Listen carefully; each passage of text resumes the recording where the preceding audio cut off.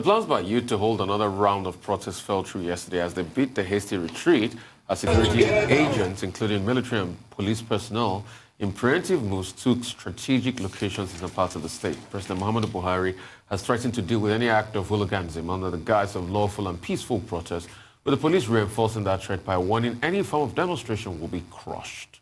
Organizers of the protest, who had raised concerns on the social media, had planned to go to the streets from yesterday to demand, among other things, the release of all protesters detained during the first action, removing restrictions on all accounts frozen by the Central Bank of Nigeria following the earlier protests, as well as the demand for the conduct of a referendum during those protests in October, which later snowballed into an orgy of looting, arson, killing, and vandalism of public and private assets, including police stations. The youth had demanded an end to police brutality, as was being perpetrated by the now disbanded Special Anti-Robbery Squad, SAS. Yes, we saw what happened yesterday. Although the protest went on in places like Oshogbo, there was a slight protest action in Oshogbo, but here in Lekki, police presence was around the Lekki toll gate, and we didn't see anything. Well, we discussed this yesterday, didn't we? To the point where you, Rufai, were thoroughly sick of it. But it just, for me, all I can think of is constitutional amendment. Yeah. We have to change the laws such that this looming, impending sort of threat of the president or governor, so we're told, will sick the army onto peaceful protesters like some sort of posse comitatus. It is completely unacceptable. A militarized democracy is a contradiction in terms. It is unfair because the legitimate requests, the legitimate agitations remain on the table. Why have bank accounts been frozen? Why are people being detained? That needs to be addressed. We all know what happened in the violent aftermath of the NSAS protest, and absolutely nobody wants a repeat of that. But surely the right to protest is fundamental and should be safeguarded. It should not be conflated with treason. This is just extremely upsetting, quite frankly, and we need a constitutional amendment. We have had case law supporting the fact that the military should essentially be kept in their barracks and not be used to enforce domestic law. They should, enforce our territorial integrity. Electoral rules for the military have also been laid out in case law, but I think it needs to be enshrined in the Constitution going forward. Dr. Abati? Well, yesterday, Nigerian youths insisting on their rights promised what they called hashtag NSAS Reloaded 2. And by Sunday, Saturday, over the weekend, they were all over the social media promising that in certain states of the country, in certain cities, including Lagos, Port Harcourt, Abuja, Oshogbo, and elsewhere, that there will be protests. And in that context, in response to that, the police command in Ogun, Anambra, Lagos, and other parts of the country came out and said, look, they were reiterating an earlier position that no form of protest will be allowed. As I pointed out yesterday, this time around, they said we're on lawful protests. Previously, they said whether it was lawful or unlawful, the police, the army, and other security agencies would not allow any protest. In Lagos, the spokesperson of the police pointed out that Lagos State had not yet recovered from the October 2020 protests, and that any attempt to try any protest again will be suppressed. And we had argued that this is an assault on fundamental human rights. And I think that that's a position that has also been appropriately echoed by civil society groups, by socio-cultural groups, including the Afenifere, including the Pan-Niger Delta Forum, and also other interested parties. But as it turned out yesterday, the government kept its promise. And what we saw yesterday was what you could call intimidation, a resolve on the part of government and security agencies to ensure that nobody was allowed to protest. In Lagos, we were told that the 81 Div, well, they didn't take over Lekki toll gate, but the report was that they were around the Lekki axis, ready to be called to action at the slightest notice. In Anambra, there was a show of force on the streets of Anambra by soldiers. In Oshogbo, yes, some youths defied the security agencies and tried to make a showing, but not the kind of thing that you ordinarily have accepted. So it will appear that, on the surface of it, the protesters, the NSAS protesters, were effectively intimidated by government because the kind of protest that they promised over the weekend did not quite happen. Maybe the parents and the guardians played a role in this regard because the various statements was, stating, the statement stated that, look, parents and guardians should warn their children and wards not to come out. And I imagine that many concerned family members will have advised the Nigerian youth not to go out and commit suicide because the government, was more or less saying that if you come out, that will amount to an act of suicide. Because they didn't mince words at all in saying that if you come out, you will be welcomed with bullets. Only yesterday, Tundu, you were talking about the Nigerian police saying that they don't have water, they don't have batting, they only have live bullets. And that must have been a statement that was put out there strategically to say the police is only in possession of live bullets, and that's the only weapon we have to protect the state. So if you like, come out and face a live bullet. So, but this does not mean, again, that, there was no protest because a number of youths were quoted in the papers saying that, well, if you don't allow us to come out, we will still protest. We cannot be cowed. And there have been reports of youths on social media saying that, look, if we can't come out physically, we will fight on social media. I think it's more important for the Nigerian government to listen to the Nigerian youths and to see how they can address their concerns. Yesterday, we did an outline of the demands this time around. They are asking for resignation of the president, the chief of army staff, the Lagos state governor. They are talking about taking them to the ICC, where you may say, those demands may have even prompted the kind of reaction that we have seen. But they are also saying that accounts that have been frozen should be released and made available to the owners of those accounts, and that NSAS protesters that may be in the custody of the state should also be released. These are some of the demands. But I think the more striking thing that happened yesterday, which also has generated some form of outrage, was a statement made by the president at the Chief of Army Staff's annual seminar, where the president spoke, and he was commending the Nigerian military for what they've been able to achieve in maintaining peace and also in running elections, ensuring security during elections. Well, we do not expect that the commander-in-chief will put down his troops. But, the president made some statements there that some people found provocative.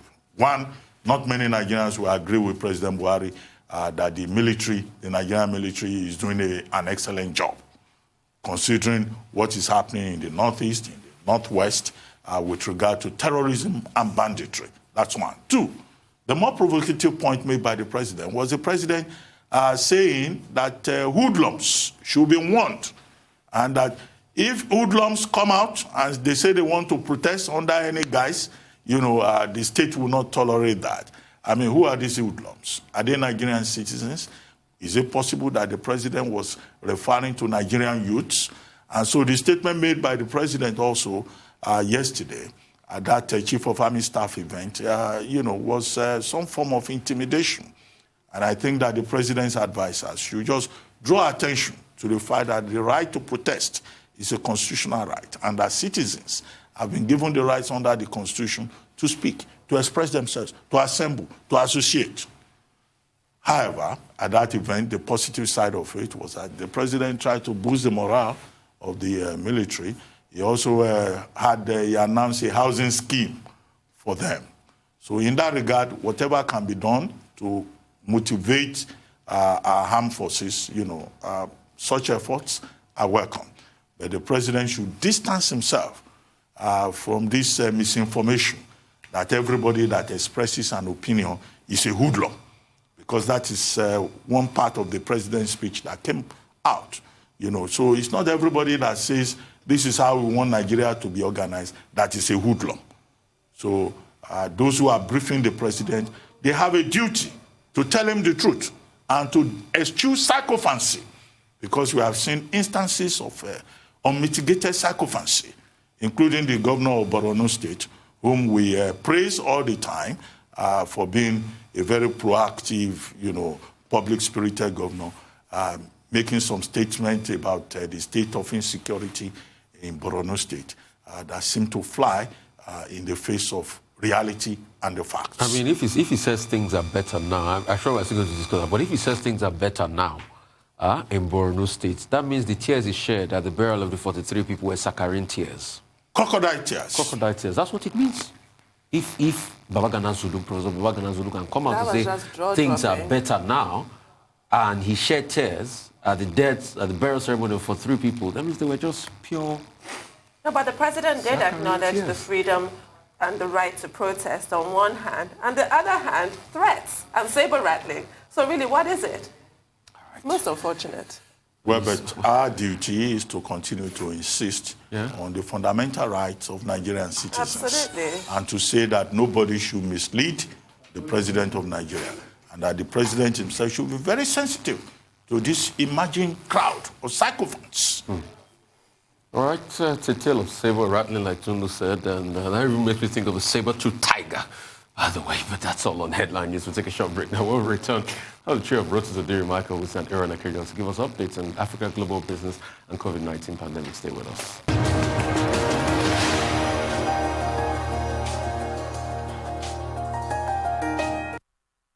Welcome back to the Morning Show right here on the Rise News channel. Now let's take a look at Africa Business Update. Rotus, you do it better than anyone. Thank you, Rufai. You're too kind. Good morning, Rufai. Good morning, Doctor. And good morning to Rotus, Afolabi, Odiri. Good morning. Good morning. Good morning. Oh, it's not Rotus, it's a Rotary. So his middle name is No, somebody gave him a new name. Afolabi. No, we have to do the full What is the other one? It was Igboye. There's so many names to get into. Is that Rotus? Is that Rotus? Trade data. We're looking at trade data. Trade has dominated the conversation for 2020. From Dr. Ngozi Okonjo-Iweala, looking at becoming, of course, the Director General of the WTO, U.S.-China trade relations, Brexit. So it's all been trade. The Bureau of Statistics just released our Q3 total foreign trade data for the third quarter. Trade was up by 34%. Total trade to 8.4 trillion naira. On the surface, this looks good because in the second quarter, it was about 6.4, so 6.2 trillion naira. So there was a 34% increase.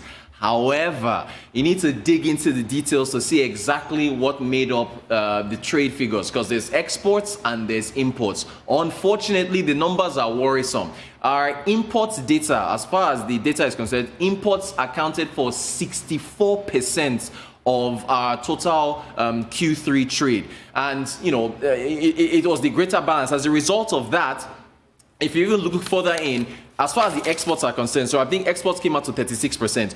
Crude oil, it was still the bulk of our total exports. They came out to about 81% of the total exports in the third quarter of 2020. And so as a result of that, Nigeria's trade balance, which is the difference between the exports and imports, that increased. They were at a negative trade balance of 2.4 trillion. In the last quarter, our trade balance, I think, was about 1.8 trillion. That's in the negative, meaning that we're bringing in more than we are exporting. Something also interesting, non-oil exports, non-oil exports fell by about 39 or 40%.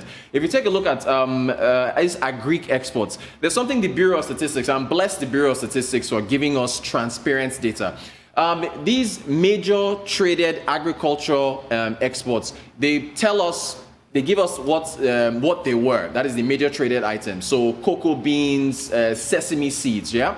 Now, it doesn't actually say the number. It doesn't say the actual figure with respect to how many, what they accounted for as a percentage of exports, because a lot has been said about agriculture. So let's look at I actually they gave us an Excel sheet. I don't want to give you the Excel sheet, but I just scribbled some of these figures. Look at this. Just to put this in perspective, right? Sesame seeds accounted for 0.52% of total exports. When you actually look into how many. If you look at cashew nuts, just 0.5%.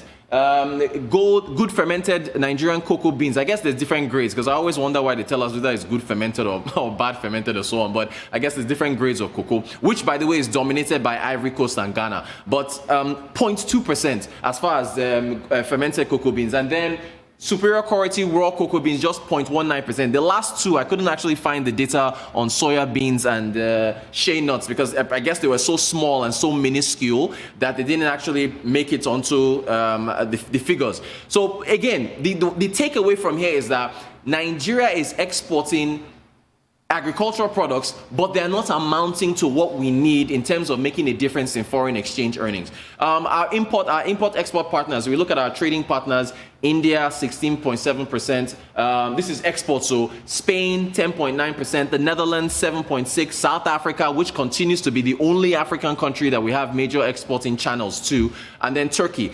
But the key thing here, if you drill again into, and I didn't put up the Excel sheet because there are too many numbers there, but the key thing here is that most of these exports are oil. If you break down oil versus non-oil exports, so these are big trading partners, it's still crude oil that's going out there. Let's look on the other side at imports now. China, 30.51% of imports coming in from China, 8.9% from the United States, then 8.2% Netherlands, 6.5% India, Belgium. Look, just to put things in perspective, while we're still on this, looking at these figures, China just released their export data for November.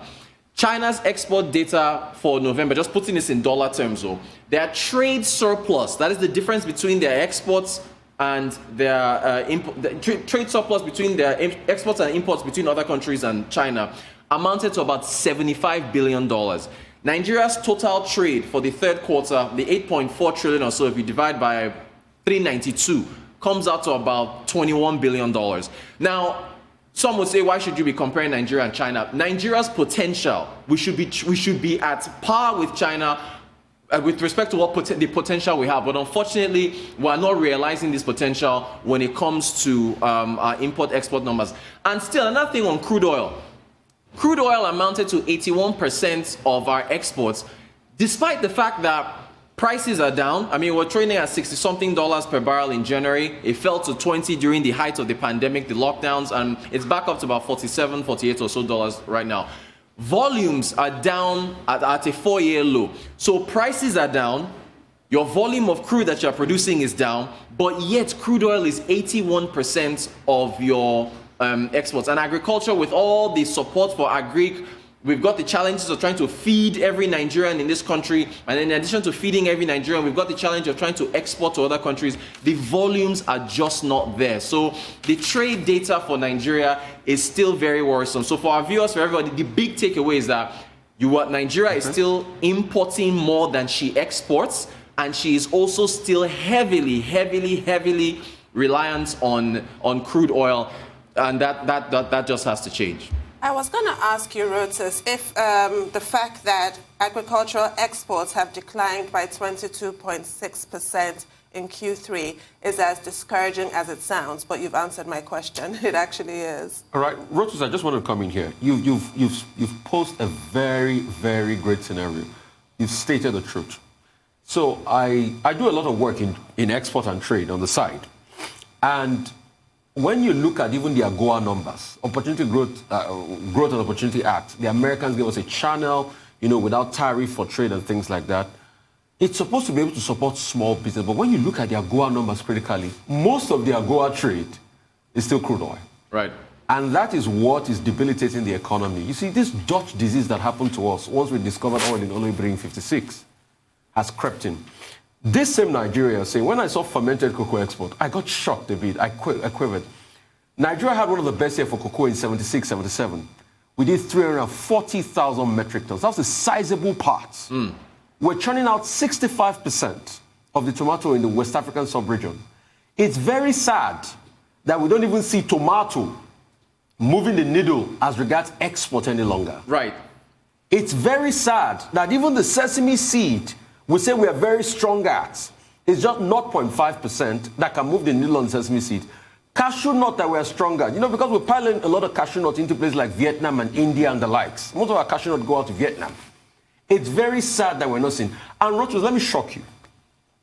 I'll tell you this. You could go do your research. One of the biggest exporter of these agricultural commodities in Nigeria are not Nigerians. They're Indians. Right. Well, that's the shocking part. Rotus, I think what you have made very clear is that trade has grown in Q3, but it has not grown in our favor. Because if exports are lower than imports, then what we're faced with, it's a balance of trade deficit. Right. And we've had consecutively one quarter after another balance of trade deficit, and that's not good for our economy.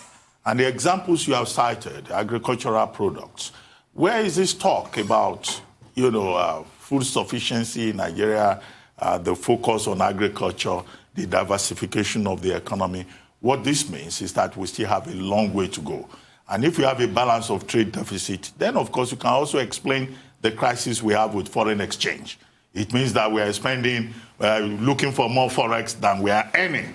So the question I pose to you, therefore, is that, look, what then do we do to correct this trade deficit that we seem to be dealing with, particularly with regard to agriculture, which one government after another comes around and says, oh, we are focusing on agriculture. I know that the standard excuse in 2020 will be to say, yes, we had COVID, and, the growth in trade that we have seen, of course, is perhaps as a result of the relaxation of the restrictions. But what then do we do going forward to make sure that this trade deficit, balance of payments deficit that we keep having, we correct it? Thank you, Doctor. So just to point to what Rufai just said about tomatoes, we lose a lot of tomatoes because of storage issues, right? Storage facilities, they lack power. So, Doctor, one of the things is infrastructure in Nigeria has to improve.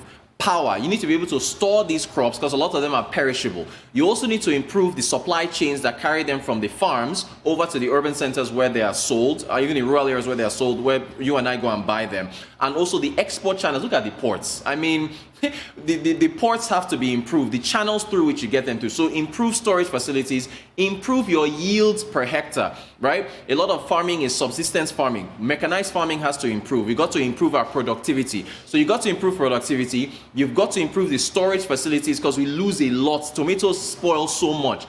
Improve your power so you can store them more. Improve the channels that you use to carry them, and also your export channels to get them out of the country. We have to do that. So it comes down to power, really. And maybe we need to invest more in the value chain, the agri-value chain locally. And, rather than, creating an opportunity as an environment that merely provides raw materials for other markets. I mean, very well said, Rotus, and great point you made there. Just as a footnote, Nigeria has only 7 tractors per hectare. Guess what Kenya has per hectare? 27 tractors. India and China too, lots. There are also a lot of tractors. So we have to improve again. Mechanized farming. Mechanized farming. All right, thank you so much for that, Rotus. Moving on to business update, Michael Wilson-Johnson now from London. Great to have you, Michael. Good morning.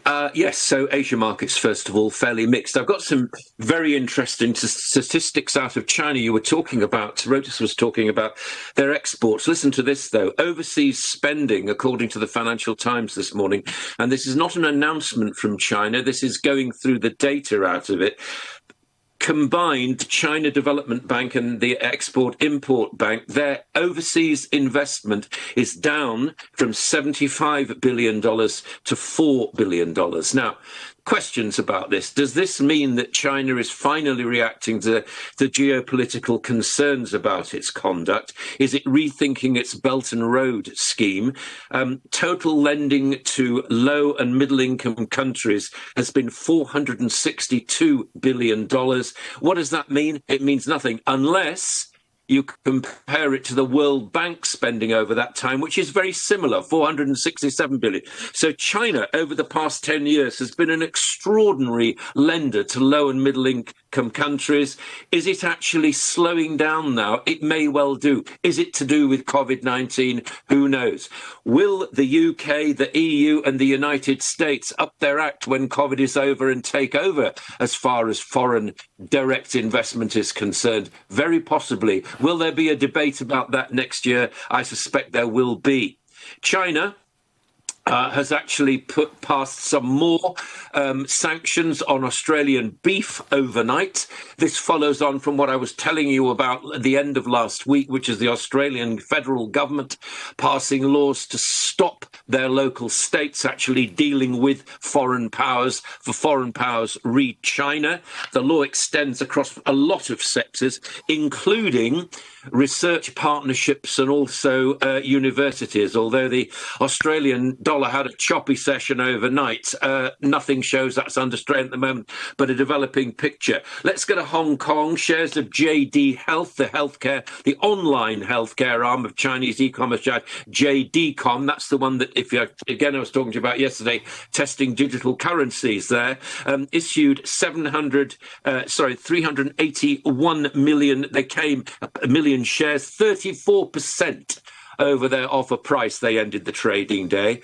Over to Japan, they've started a fresh 73.6 trillion yen, that's $708 billion worth of stimulus to their economy to help the coronavirus slump. That's from their relatively new prime minister. He said that today, 40 trillion yen in direct fiscal spending and reducing carbon emissions and all the rest of it, all that sort of nice stuff. But basically what they're trying to do is to put money back into people's pockets.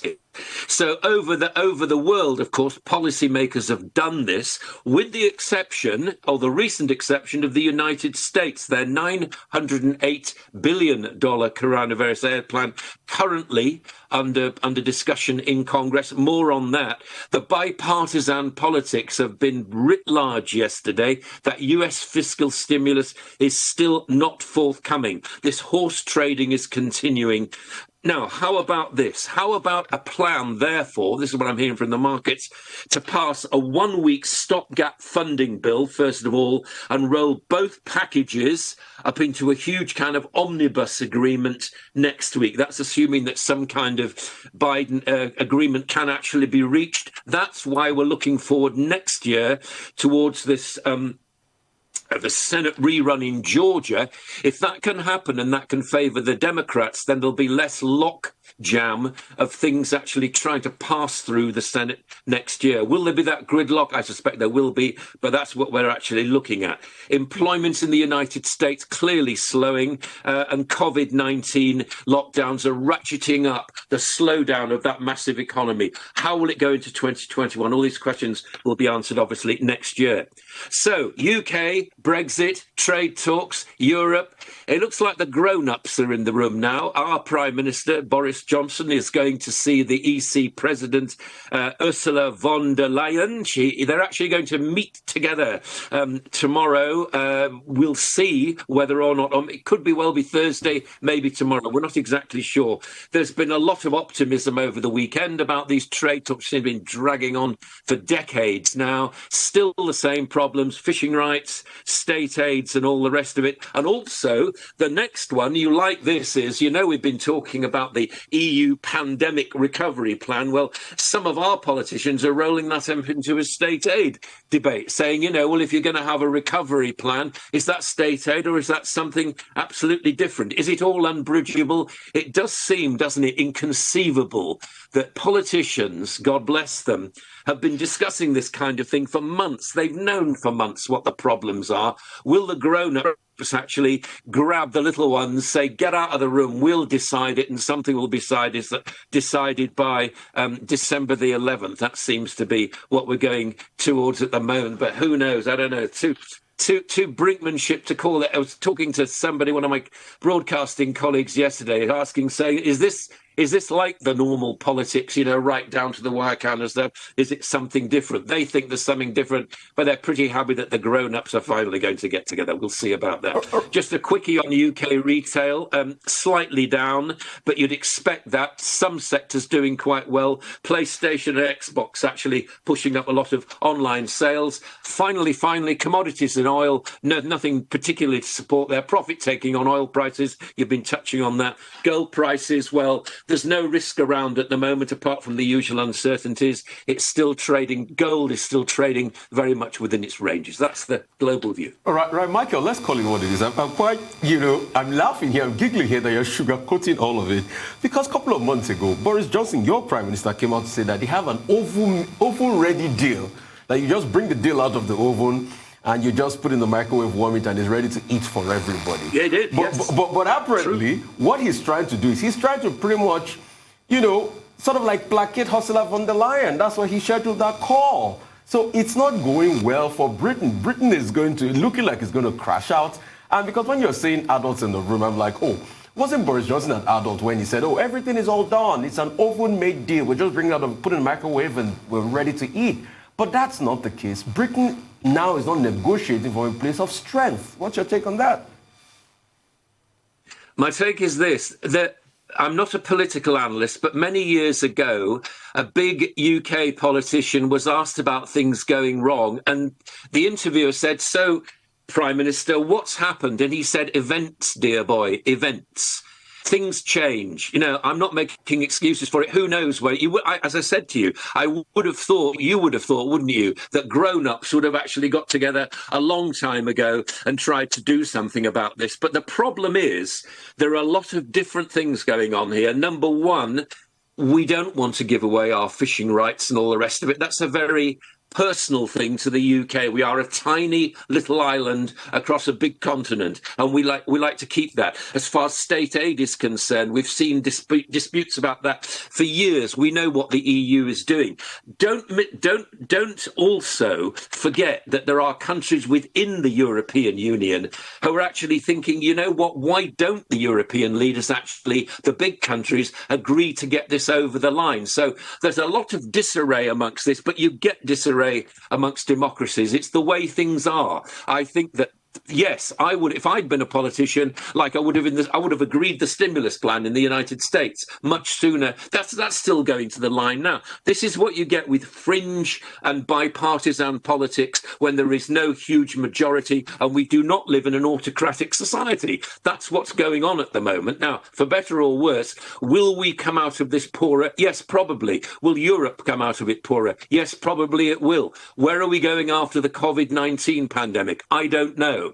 What will happen? Will central banks continue to support economies in trouble? Yes, they will. Will they continue to borrow money? Yes, they will. Will interest rates stay low for a long time? Yes, very probably they will. So given all that, and will countries need to trade with each other? Yes, they will. So that's the kind of world that we're getting into. We're leaving aside the so-called certainties of the EU and moving out into darker waters. It's going to be stormy. Of course it is.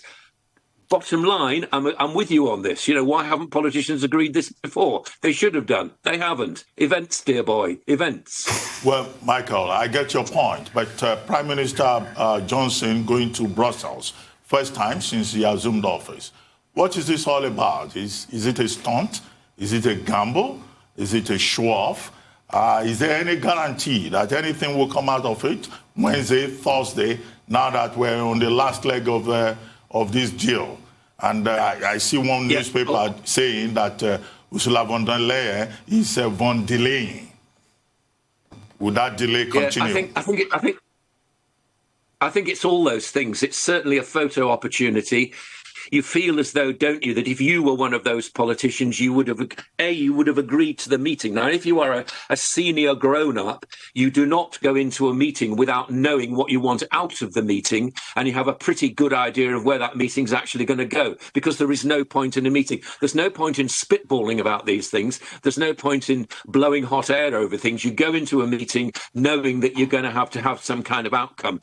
So they've geared this up into some kind of huge statesman-like get-together. So do we feel as though something is going to happen? Yes, we do. What is it going to be? I suspect, as I've said all along, some kind of compromise that satisfies nobody 100%, but it does get this thing over the line. And remember, we do have, or there is a EU summit coming up later in the week. You do get the feeling that things are coalescing right now. Has it gone on too long? Yes, it has. Are things messy? Yes, they are, unfortunately. Well, thank you, Michael. All right, thank you so much for that. For updates on COVID-19 pandemic and everything about vaccines, Aaron Akerjala is the man to go to. All right, very good morning to you, Rufai. Morning, yes, and Tundu, always a pleasure. Good morning to you. Doctor, lovely time by the way. Good morning. Yes. Thank you. Okay, and I told you, it's lovely. It's got a crown on it. Okay, let's get it started. We have a breaking news coming in. This is just 20 minutes ago. As a matter of fact, a UK grandmother who is 90 years of age has become the very first person to get the Pfizer's vaccine. Talking about the BNT162b2. All right, Margaret Kennan, is her name, and that's a beautiful lady there. And that was that picture was actually just 20 minutes ago, and she's become the very first person, following its clinical approval, as the NHS has launched its biggest ever vaccine campaign. Kenna, who is from Coventry, will be 91 next week. In her own words, and I quote, she says, "I feel so privileged to be the first person vaccinated against COVID-19. It is the best early birthday present, and I wish for it to become, because it means I can finally look forward to spending more time with my family and friends in the new year and being on my own for most of the year." So that's how it actually stands right now. We know today is V-Day in the UK, and let's look at the numbers coming in from the UK this morning. You can actually see them. Okay, this is the global outlook of COVID-19. Okay, thank you very much. This is what the UK actually looks like right now. 1.7 million plus cases in the last 24 hours, 14,718, which is down by 21%. And also the deaths are also down by 3%. 189 was recorded in the last 24 hours, and 61, taking it to 61,434. So that particular good news sets the tone for so much to actually happen. And since we're speaking about the UK, okay, let's look at the global outlook of COVID-19. All right, as it stands right now, in the last 24 hours, we're still seeing a sharp rise, which is actually by 5%, with 537,162 coming in the last 24 hours. Deaths are also up by 11%. And as we always say, if you want to get the latest on COVID-19, head on to arise.tv, where you get a full breakdown and the lowdown by bit, all right, region by region, country by country, and even continent by continent every single time. Now, moving away from this, now looking at this, for that particular BNT162b2, for those out there that want to understand how this jab actually works, if you take it, for example, you take it on a Wednesday, you will have to wait for another 12 days for you to start building immunity, and on the 21st day, you'll be required to take the second jab, and by the 28th day, you would have built full immunity on this particular one there. All right, so then moving on in terms of COVID-19. So far, so good. We know that over 247 efforts have actually come in terms of COVID-19 jabs and the rest of them. And as it stands right now, 41 are in phase 1, 17 are in phase 2,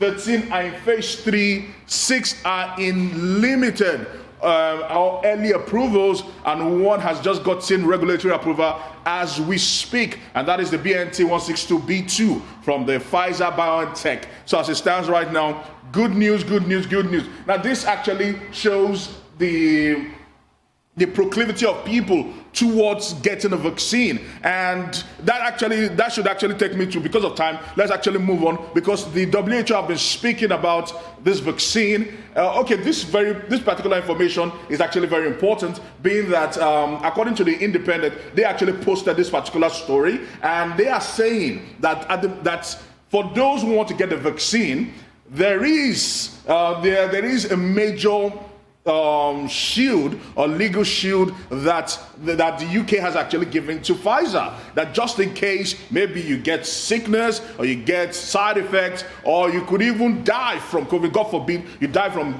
that particular jab. At the moment, there's an indemnity clause in that that has been signed between Pfizer and the UK government that at the moment, that nothing would actually touch them. So they've actually shielded themselves, which some people are bringing a huge question mark about. But ultimately, at the moment, everyone seems to be excited about the fact that COVID-19 has gotten a vaccine, and the first jab has been given out as of this morning. Yes, well, I mean, great news out there. Apart from the elderly, the senior citizen that you mentioned, there's also a Dr. Hari Shukla, 87-year-old, and his wife, Ranjan, and also Dr. Banwari Agawal, who are, some of the senior citizens on the top of the list. But with regard to vaccines, for me, the more interesting news is the fact that the UK COVID-19 vaccine task force is beginning to toy with the idea of a combination therapy.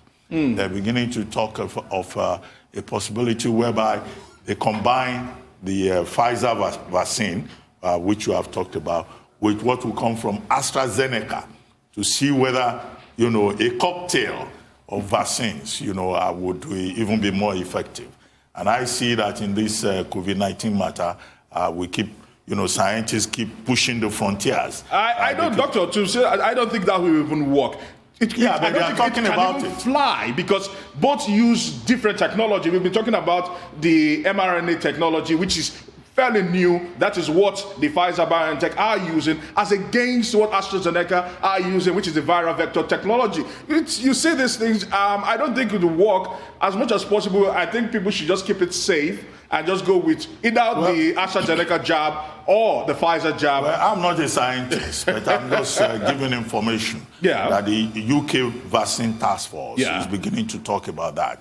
But another story that I find curious is that China is beginning to push back. China is now saying that the virus, in fact, did not start in Wuhan or in the Hubei province, but that it came with imported food from Australia, from Ecuador, from Australia, from Brazil, from Australia. And with regard to Australia, I think maybe there may be a political explanation there. I would have loved to ask, Michael Wilson that question, because there is this war between, if I may use that word, trade war between China and Australia. 212% duty imposed on Australian wine, and then Australia being used as a pawn in the China-United States trade war. But I don't know. I mean, the Chinese, they've not been able to provide any concrete evidence. None whatsoever. To prove that President Trump is wrong when he keeps referring to China virus, which all of us have dismissed, of course, as a racist labeling of China. But, that's part of, what seems to be developments in that regard. It is racist of him to say that, because if Ebola had traveled all around the world, none of us would appreciate it being called an African virus. But, China, it's getting quite ridiculous at this point with Australia. You recall that picture that Australia claims is photoshopped with an Australian soldier and the Afghan girl,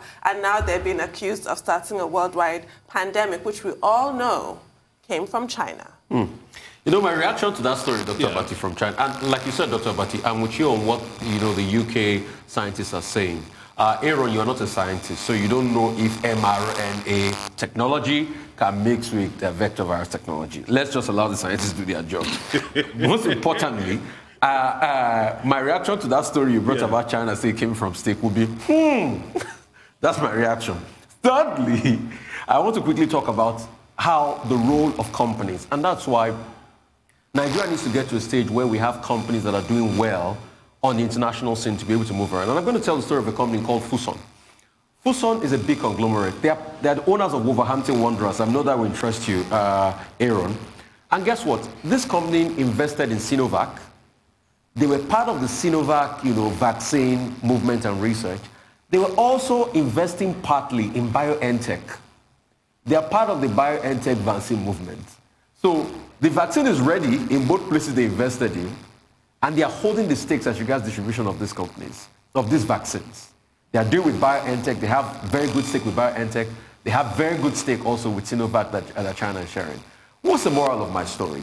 I look forward to that day where a Nigerian will have a company that can invest in a lot of pharmaceuticals in the world, so that if possible, if we have another pandemic and anything, he could use his influence to probably bring vaccines to Nigeria and be able to help us scale as a country. Well, I'm looking forward to that day. Nigerians are not investing in research and development. They are more interested in buying football clubs in England. Doctor, I think... No, I'm not done yet. But you're on the road today. I think what Ebola, the outbreak of Ebola and COVID-19 would have taught everyone is that more attention needs to be paid to even local farmers here, local pharmaceutical companies here, and trying to see how they can become global conglomerates and begin to move towards this effort, because majorly now we should know that all these efforts we're talking about, majorly it's been spearheaded by companies or research institutes. And if we don't even have that as the base or the foundation well, for... Aaron, before you go very quickly, and this will interest Tondo. Okay. The WHO is now saying to countries through the one of his officials, one of his directors, the director in charge of, vaccination, O'Brien, that look, to administer vaccines, people should not be forced. People should be allowed to volunteer to take the vaccines. And that, the efforts that countries should make should be by persuasion, not by force. And this is what Tundu has always insisted upon, that nobody should force anybody to take vaccines. Right? Yes, civil liberties must be upheld. The people's right of choice should be upheld. So I don't know what to say to that. No, I think that's a gold standard for vaccination going forward, and that is why I like the approach that the UK has taken. They've been advocating for this thing. Doctor, you've been speaking about influencers trying to get people and trying to gain awareness for this, because you cannot force people in this year and age to take what they are not sure about. Okay. This is still new technology, as a matter of fact, and talking about the mRNA vaccine that they will be giving out right now, it has taken 10 months to get to this very point in time. The last vaccine that was actually approved took 4 years. So when you put that side by side, certainly there will be a lot of resistance. But all we need to do is keep on persuading people, and that is why the picture of that particular lady who came out that is 90 and will be 91 next week actually sends a huge message. If she lives and lives out to be 100, it's a powerful message that this vaccine actually works. All right, like we say in agriculture, extension services is needed. I hope the Nigerian government is listening to this now. I should be seeing campaigns on television and media outlets to start telling people, there might be a vaccine at a point. Please take it for you. Because I just say, man.